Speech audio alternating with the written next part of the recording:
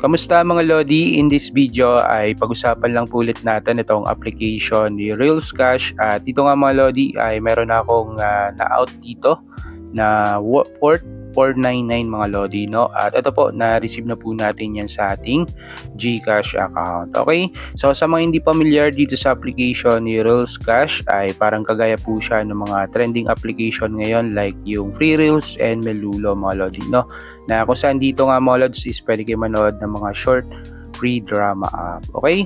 So, ayan mga Lodi, kung interesado kayo sa application na to, so keep on watching lang po at review ko sa inyo yung application. At bago tayo magpatuloy, disclaimer lang po, this video is for information and review purposes only.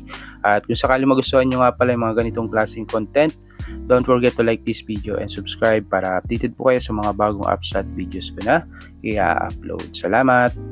Okay mga Lodi, so ngayon ay review ko po muna sa inyo ulit itong application ni Reels Cash. So ano nga ba si Reels Cash? So tulad ng sabi ko sa inyo kanina ay parang kagaya po siya ng mga trending application like Free Reels and Melulo na kung saan nga dito mga Lods pwede kayo manood ng mga short free drama app. Okay?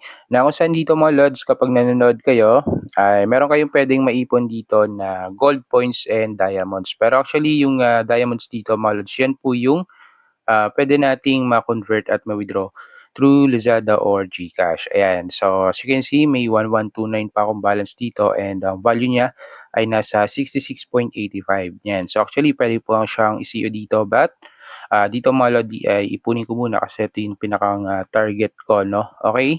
And ito na rin nga pala yung aking proof. And mga Lodi, no? So, 499 po siya mga Lods and na-receive na rin po natin mismo yan sa ating GCash account. Okay? So back tayo. And ito mga Lodi, so review ko na sa inyo yung app. So dito nga sa home, so dito natin pwedeng mapanood yung mga random or different episodes mga Lodi. Then sa theater section, so dito pwede kayo mamili ng mga pwede nyong panoorin. Okay, then dito naman sa reward section, so dito meron kayong mga pwedeng gawin na task para makakuha kayo ng gold points and diamonds. Okay, so una meron dito ng daily check-in, then spin, then dito sa kanilang app pwede rin kayong mag-invite. Ayan. Then dito mga Lods, kapag new user kayo, meron dito ang newbie task na pwede nyong gawin and more on diamonds yung pwede nyo makuha dyan mga Lodi. No? Okay?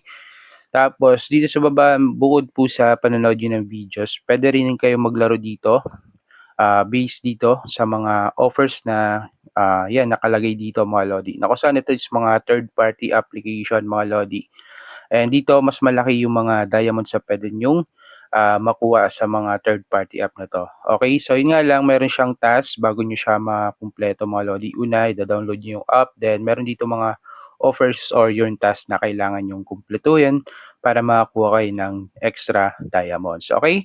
So, ayan. Then, dito sa offer section, so yun na rin yung mga Lods na yung pinakita ko sa inyo kanina. Then, meron pa ditong surveys and mga mini games mga Lodi. Okay? Then, dito sa me section, so dito lang natin makikita yung ating mga watch history and yung ating mga points balances mga Lodi. No? Okay? Ayan, so bali yun lang naman po yung application ni Reels Cash mga Lodi. No? So, napaka-simple lang po siya. So, more on watch short videos lang. Then, pwede rin kayo magawa ng mga offers. At kapag bago kayo, merong newbie task dito na pwede nyo gawin para makaipon kayo ng diamonds. Okay? So, dito mga Lodi, yun lang po muna yung ating update dito sa application ni Reels Cash and nasa inyo na po yan kung gusto nyo po siyang subukan. Okay? So, yun lang mga Lods sa video natin at kung meron kayong katanungan, so comment nyo na lang po dyan sa baba at atin yan pag-usapan. So, yun lang mga Lodi, maraming salamat sa panonood and God bless po.